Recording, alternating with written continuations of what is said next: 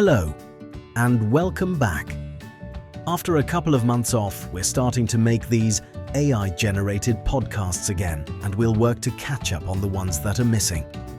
This week, we have the message from Brian Smith, who, through the writing in Mark chapter 2, explores the tension between religious tradition and authentic faith, and how rigid rituals can inadvertently distance believers from God's true intent of mercy and compassion.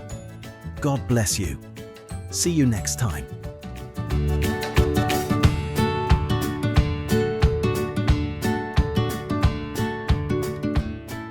Okay, so let's dive in. We're looking at a classic clash of cultures today, where an established tradition just runs headfirst into something completely radically new. And the friction is just, you can feel it. We're doing a deep dive into a sermon from February 8th, 2026, I think it was called, Jesus in Control. And it's all based on Mark chapter 2. It's a great text. It really highlights this tension between what you could call ritual on one side and relationship on the other. And the speaker focuses on three showdowns, basically. Mm-hmm. Jesus versus the Pharisees and even some of John the Baptist's followers. Right. So the first conflict, it seems to kick off over the menu. People are asking, why aren't your disciples fasting? Yeah, and you've got to understand the context here. The Pharisees were, incredibly devoted. This wasn't just a casual thing for them. Not at all. We're talking about leaders who fasted twice a week, Mondays and Thursdays. It was a huge part of their religious identity. So when they see Jesus's crew having a meal, it looks lazy, disrespectful. It looks like a lack of discipline, definitely. And Jesus's response is just perfect. He essentially says, "Why would you mourn at a wedding?" The bridegroom analogy. Exactly. The speaker in our source material explains that Jesus sees his own presence as a time for joy, not for that gloomy feeling of a traditional fast. You don't act like you're at a funeral when the guest of honor is right there with you. That's it. It's a huge shift, Yeah. It's moving away from performing for God to just being with God. Okay, so to drive this point home, he uses two metaphors that honestly sound like a complete disaster waiting to happen. Yeah, they do. Patches and wine. So what's the first one? The cloth. The idea is if you take a new unshrunk piece of cloth and try to patch an old garment with it. Right, when you wash it, the patch shrinks. And it pulls away, making the tear even worse than it was before.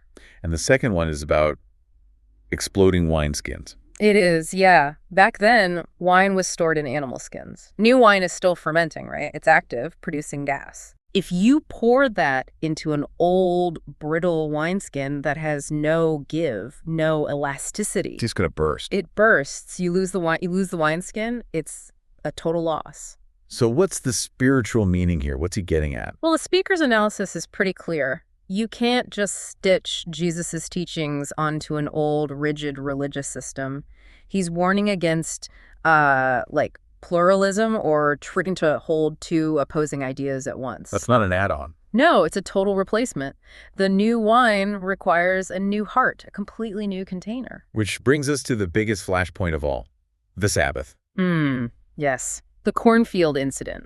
The disciples are just picking some corn as they walk, and the Pharisees see it. And to them, that was a massive offense. These guys knew the Old Testament inside and out. They had their 613 rules, plus all these other interpretations to, ticket their way into heaven. And picking corn was work. It was unlawful work. End of story. But Jesus just pushes right back with a history lesson. He brings up King David. He does. He talks about David eating the consecrated bread from the temple when his men were hungry bread that was technically only for priests. He's making a point about priorities. A huge one. And then he delivers the knockout line. The Sabbath was made for man, not man for the Sabbath. The rules are meant to serve people, not the other way around. Exactly. The ritual is for restoration and worship. It was never meant to override basic human need and mercy. Now, this is where it gets really interesting because the speaker connects all this to his actual audience. He mentions they're celebrating their 125th anniversary. That's a long time, a lot of time to build up traditions.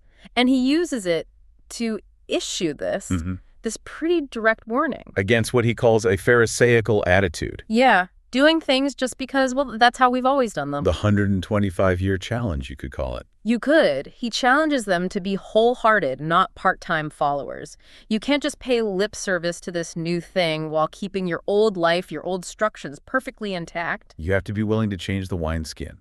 If you want the new wine, yes. And that's the summary, really. Jesus is this new wine that breaks rigid traditions because he prioritizes mercy and relationship. And the speaker leaves us with a really provocative final thought. He does. He points out that even John the Baptist, the one who prepared the way for Jesus, even he started to have doubts when Jesus wasn't meeting his expectations. Wow, that is something to think about. It is, because if the new always threatens the old, and even someone like John could miss the point, it really makes you ask yourself, doesn't it? What personal wineskins, what rigid traditions might you be holding on to that are actually preventing new growth?